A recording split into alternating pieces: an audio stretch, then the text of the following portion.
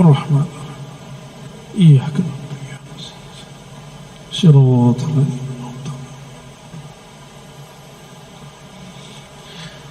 Saya nggak sanggup lagi meneruskan, Pak. Diteruskan nanti hujan di dalam masjid ya.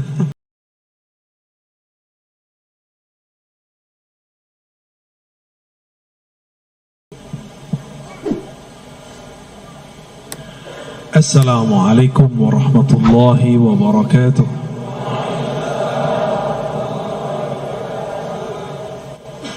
Alhamdulillah rabbil alamin bihayatihi ahyana wa bini'matihi an'amana wa birahmatihi ja'alana mimman aqama as-salah. Asyhadu an la ilaha illallah wa asyhadu anna Muhammadan abduhu wa rasuluh. Allahumma salli wa sallim wa barik ala sayyidina Muhammad wa ala alihi wal bahdi khalifatihi wa sallim. Amma ba'du. Allahumma bika asbahna wa bika amsayna wa bika nahya wa bika namut wa ilayka an-nushur. Bismillahilladzi la yadurru ma'a ismihi shay'un fil ardi wa la fis samaa'i wa huwas samiul 'alim. Na'udzu bikalimatillahi tammat min syarri ma khalaq. Allahumma inna nas'aluka khaira hadzal yawm khara fihi khara ba'dah wa na'udzu bika min syarri hadzal yawm min syarri ma fihi syarra ba'dah. Jamaah subuh yang dimuliakan Allah, kota Singkawang ya. Ini kota insyaallah diberkahi Allah. Karena jamaahnya masih banyak yang sholat subuh. Walaupun beda suku, beda agama banyak di sini, tapi pembeda kita dengan selain kita cuma satu. Beda kita bukan kopiah, bukan serban, bukan baju.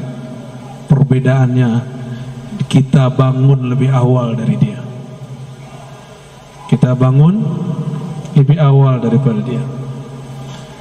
Dan inilah satu-satunya agama di alam semesta yang mengajarkan bangun bahkan sebelum orang seharusnya bangun. Bahkan surat kedua yang diturunkan, wahai orang berselimut, ya ayyuhal muzzammil qumil laila illa qalila. Bangunlah malam hari meskipun sedikit.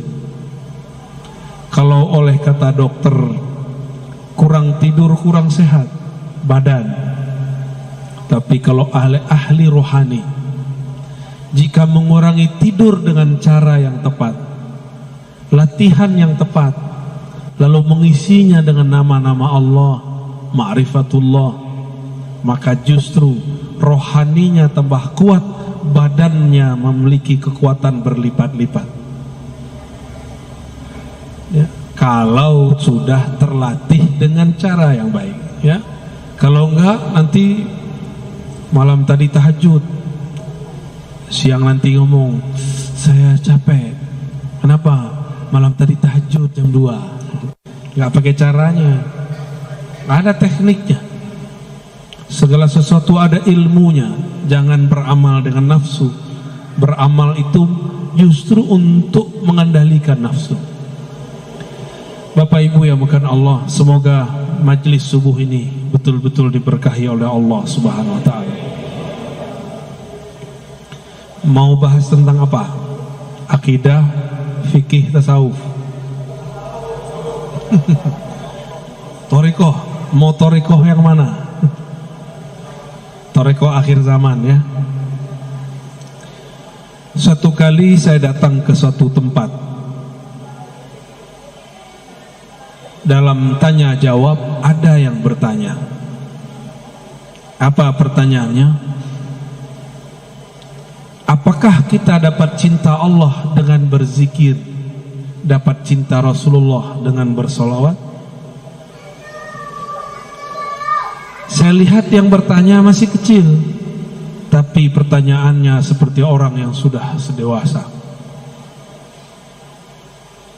Mungkin dia dapat keberkahan sang wali yang ada dulu mengajar di pesantren itu. Dan juga mungkin ini pertanyaan seperti Jibril bertanya kepada Nabi Muhammad untuk mengajari siapa yang hadir.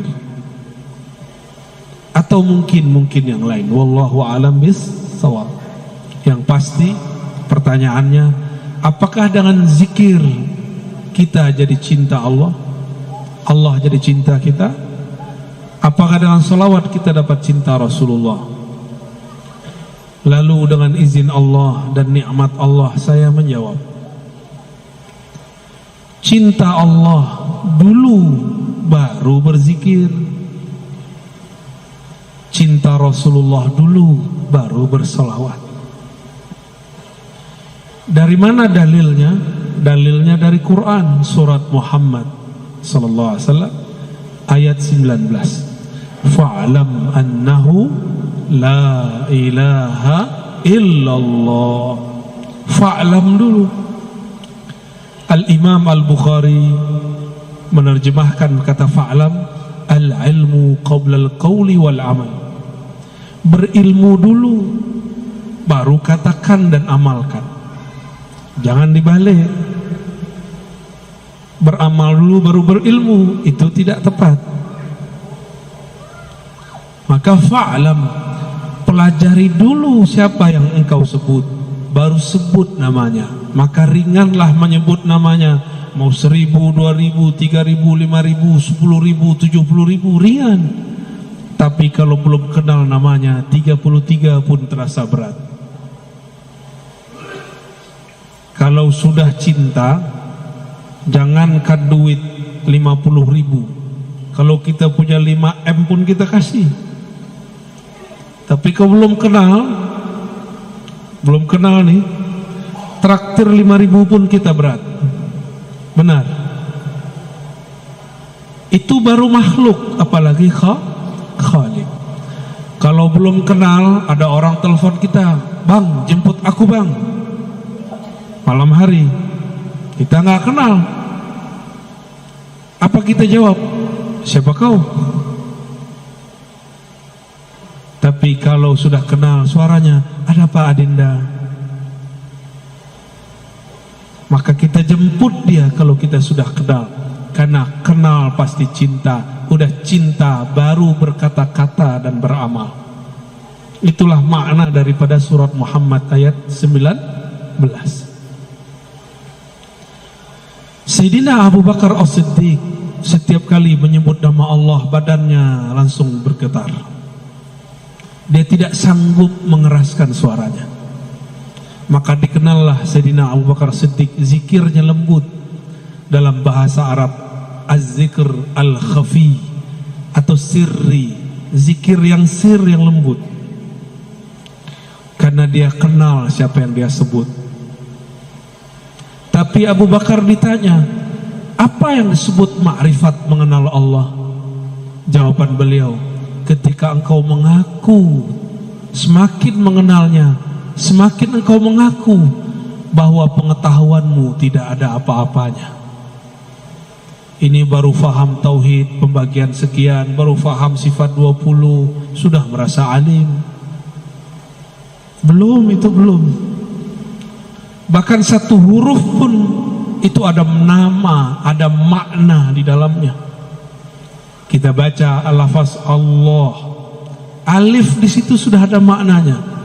Jika tidak ada maknanya, kenapa Allah mengatakan alif lam mim? Karena satu alif ada makna. Itulah perbedaan kitab suci ini dengan kitab suci yang lain. Kitab suci Al-Quran, jika diterjemahkan, terjemahannya bukan Quran, namanya terjemahan. Al-Qurannya bukan itu, karena terjemahan dari makhluk, sedang Quran bukan dari makhluk. Maka tidak sah sholat pakai terjemahan. Allahu Akbar, dengan nama Allah yang Maha Pengasih lagi Maha Penyayang.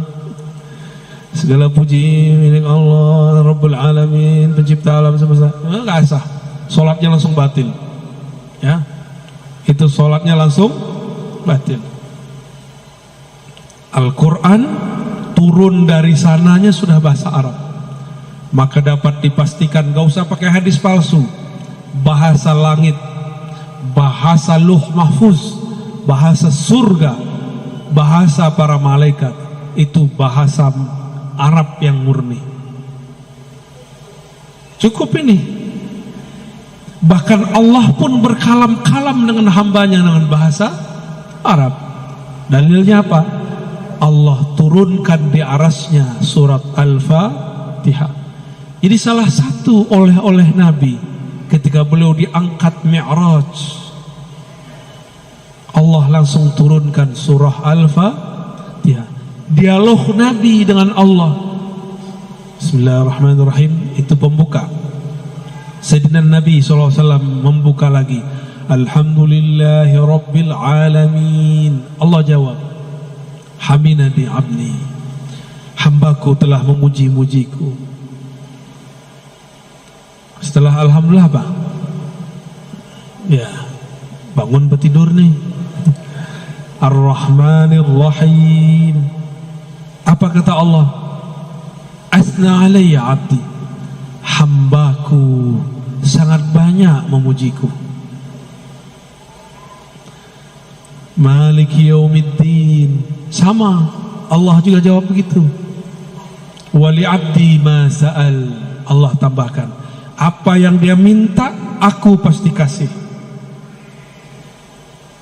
Iyyaka na'budu wa iyyaka nasta'in, sampai akhir Allah mengatakan aku kasih, aku beri. Maka tiadalah orang mendirikan makna Al-Fatihah lalu membacanya dengan lisannya, melainkan Allah Ta'ala kabulkan semua hajatnya kalau baca Fatihahnya benar, ya.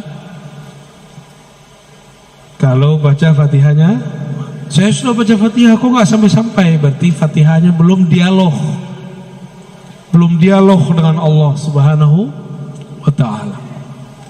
Ketika Nabi naik ke arasy Allah, Allah turunkan di situ, maka ada ayat yang belum tertulis sebagai ilmu Al-Quran. Dalam ilmu Al-Quran disebut dengan ma'rifatu makan nuzulil ayat, mengetahui tempat turunnya ayat. Belum ada yang menyebut arsy, samawi, ardi. Yang baru ada laili nahari, turun siang hari, turun malam hari. Makki madani, turun di Mekah, turun di Madinah. Tapi kita tambahkan ilmu Quran di akhir zaman, ya, bahwa Al-Fatihah adalah ayat arsy, ayat yang turun di arasy Allah Subhanahu wa Ta'ala. Itulah yang dibawa. Oleh karena itu solat hanya sah dengan Al-Fatihah. Jangan debat lagi kalau ada imam baca atau tidak, jangan debat lagi. Nabi cukup mengatakan la salata liman lam yaqra bi Fatihatil kitab. Hadis Bukhari dan Muslim. Tidak sah salat kamu sampai engkau membaca Al-Fatihah. Mau imam makmum sama, namun adabnya imam dahulu baca baru kita baca. Kenapa? Karena munajat dialog ini tidak bisa diwakilkan kepada imam.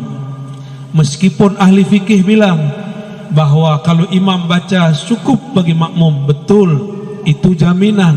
Tapi jika dia seorang hamba, dia harus berdialog dengan Rabbnya. Maka saya termasuk orang yang sangat kagum dengan mazhab Imam Muhammad bin Idris Syafi'i. Beliau berdasarkan hadis ini mengatakan, mau imam mau makmum wajib baca Al-Fatihah, karena dialog munajat hamba tidak dapat diwakilkan kepada seorang sahaja. Jadi gak usah debat, Pak. Debat itu belakangan, hadisnya tidak ada perdebatan. Yang tidak boleh baca keras-keras di belakang, atau baca aja lebih dahulu dari imam, itu yang tidak boleh. Jadi dialog di arah sana bukan dengan tasyahud yang kita baca at-tahiyatu lillah. Itu hadisnya kurang sahih, bahkan tidak sahih. Yang sahih adalah dialog arsyiyah, ayat arsyiyah, surat Al-Fatihah. Oleh karena itu membaca ayat-ayat yang ada di Al-Fatihah, 7 ayatnya wajib secara mutlak, membuat salat menjadi sah atau salat menjadi tidak sah. guru-guru kami yang ahli ma'rifat mengkalamkan kepada kami, apakah salawat Allah kepada hambanya? Maka beliau mengatakan, salawatullah ala abdihi suratul Fatihah. Salawat Allah kepada hambanya adalah turunnya surat Al-Fatihah. Salawat artinya turunnya rahmat. Dialog yang ada dalam Al-Fatihah membuat rahmat turun kepada pembacanya. Oleh karena itu, kalimat di hadisnya la salata, tidak dianggap salat. Liman la yaqra, liman lam yaqra, bagi yang tidak qara'a. Apa arti qara'a? Jama'a bainal zahir wal batin. Qara'a bahasa Arab artinya menggabungkan zahir dan batinnya, baru disebut qira'ah. Inna alaina jam'ahu wa qur'anah. Quran di situ artinya kumpulkan. Berarti orang yang disebut membaca Al-Quran, orang yang mengumpulkan batinnya dan zahirnya dalam satu lafaz. Gimana? Tadi sudah baca qira'a Al-Fatihah belum? Belum ya? Lain yang dibaca, lain yang dikumpulkan ingatan dengan kolbu. Dari kolbulah kita membaca Al-Fatihah. Bismillahirrahmanirrahim. Dengan nama Allah. Allah itu bahasa kolbu. Ar-Rahman, yang mengasihi, yang maha kasih, yang maha sayang. Kasih sayang bukan ada di badan, bukan ada di muka. Tidak ada namanya muka terkasih, yang ada kolbu yang mengasihi. Kalau wajah cantik, tapi kalau kolbu di dalamnya ada kasih sayang, maka bismillahirrahmanirrahim turunnya ke dalam kolbu. Jadi kalau baca Al-Fatihah, baca dengan insya Allah salatnya khusyuk ya. Tidak tahu artinya tidak apa-apa, tapi pahami tujuan membacanya.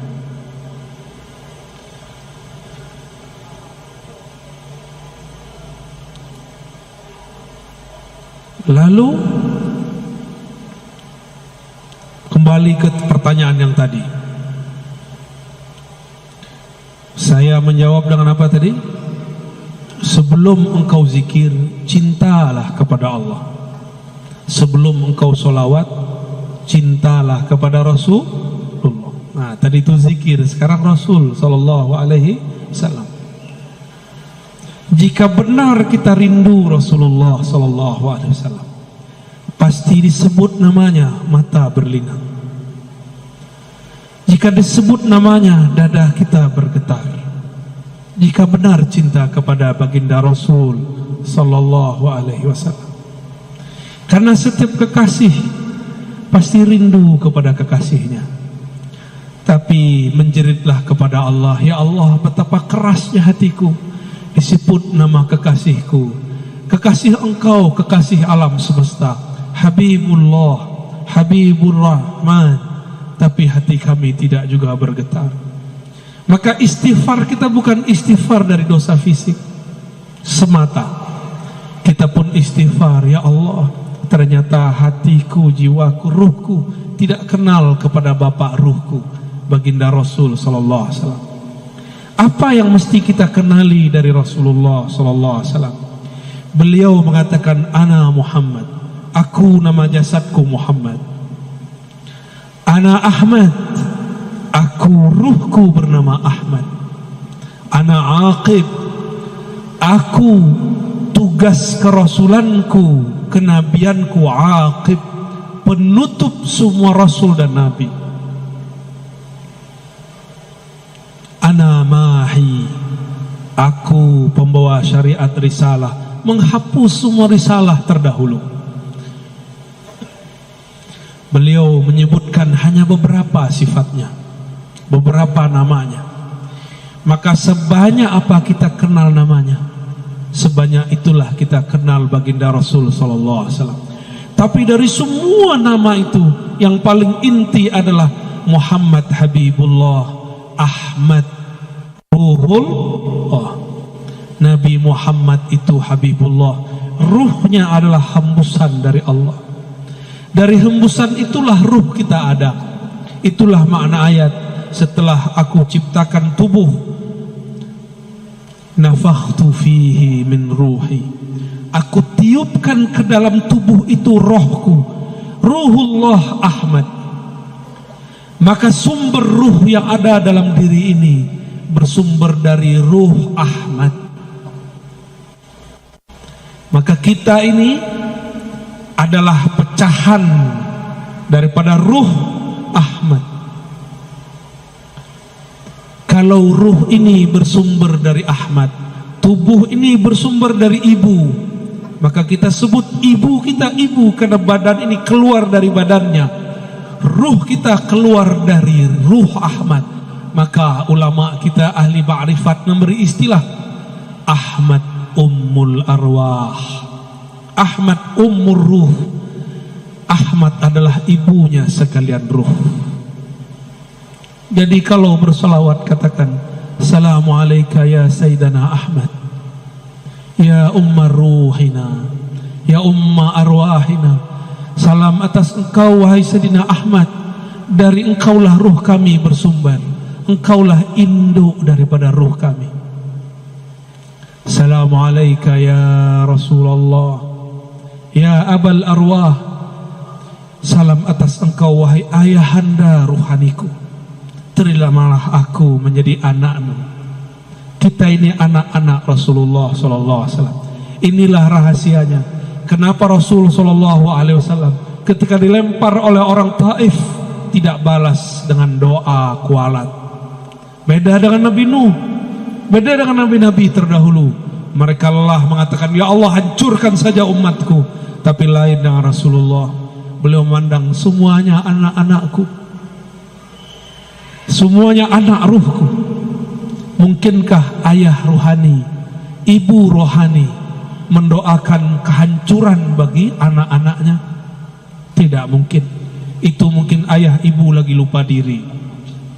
Rasulullah tidak pernah lupa. Jadi bapak ini saya lihat ada beberapa yang suka marah ke anaknya nih. Terlihat dari raut keningnya ya. Semarah-marah kita jangan bilang matilah kau, jangan. Cilakalah kau, jangan. Setan kau, jangan. Kalau lagi marah pak, kutuknya begini, jadi wali Allah kau. Amin ya Rabbal. Jadi ulama lah kau, jadi orang alim lah kau. Kalau kita mengutuk anak dengan begitu, jangan dibodoh-bodohi ya. Karena lewat malaikat doa amin. Nabi SAW menegur seorang yang sedang sakit. Apa kata dia? Malangnya nasibku, beberapa hari ini sakit, cilakalah badanku. Nabi kata, mah, diam, jangan katakan yang buruk-buruk. Fa innal malaikata yu'minuna ala ma taqulun. Jangan berbicara yang buruk-buruk, karena malaikat mengaminkan yang kalian katakan. Ya, sepakat ya. Jangan ngutuk anak dengan yang buruk. Kalau ngutuk dengan yang baik pak. Baik. Sudah faham kenapa Nabi berbeda dengan Nabi Nuh. Walaupun umurnya 950 tahun, Nabi Muhammad cuma 63 tahun secara fisik, tapi rohani Nabi lebih tua dari Nabi Nuh. Ruhani Nabi Muhammad itu induknya ruh Nabi Nuh. Maka Nabi Nuh tidak sanggup melewati kemuliaan ruh Nabi Muhammad sallallahu alaihi wasallam. Maka kalau bersolawat pak, saya ijazahkan satu solawat, dibaca dalam hati. Assalamu alayka ya abati ya Rasulullah. Atau pakai tambah, Assalatu wassalamu alayka ya abati ya Rasulullah. Salawat dan salam atas engkau wahai ayahanda rohaniku, Rasulullah sallallahu alaihi wasallam. Coba sama-sama. As-salatu wassalamu alaika ya abati ya Rasulullah. Salam atas engkau, salam rindu atas engkau, wahai ayah ruhani kami. Terimalah kami menjadi anak-anak ruhanimu. Amin ya rabbal alamin. Al-Fatihah. Ar-Rahman Iyyaka na'budu Shiratal ladzina. Saya nggak sanggup lagi meneruskan, Pak. Diteruskan nanti hujan di dalam masjid ya. Allahumma sholli ala Sayyidina Muhammad.